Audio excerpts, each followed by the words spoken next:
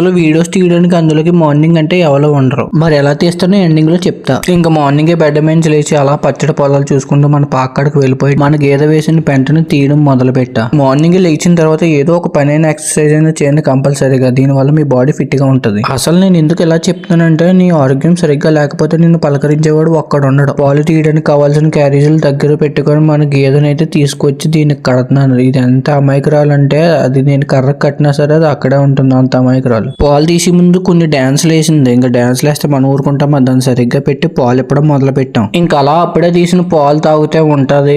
ఇంకా చెప్పలేని మాట. మార్నింగ్ వీళ్ళు దొక్కలు ఎండిపోయి ఉన్నాయి. ఇంకా మేతకు ఒడ్డుగడ్డి లాగి వీళ్ళ దగ్గర పడిస్తాను. ఈ వీడియో ఇప్పటికి నువ్వు చూసినట్టు ఒక లైక్ చేయాలి, అలాగే సబ్స్క్రైబ్ చేసుకో. ఇంకా అలాగే పాలు క్యారేజ్ పెట్టుకొని ఇంటికి బయలుదేరిపోయా. ఆగాగు, మార్నింగ్ టైం వీడియోస్ తీయడానికి ఎవరో లేనప్పుడు వీడియోస్ ఎలా తీస్తానో చెప్తానన్నాను కదా. చూడు, ఇక్కడ కనబడుతుంది కదా గోళం మీద రాయి పెట్టి ఇక్కడ ప్లేస్ అంతా కవర్ చేసి ఇప్పుడు వీడియోలో మొత్తం ఈ ప్లేసే ఉంది. ఇంకెందుకు సబ్స్క్రైబ్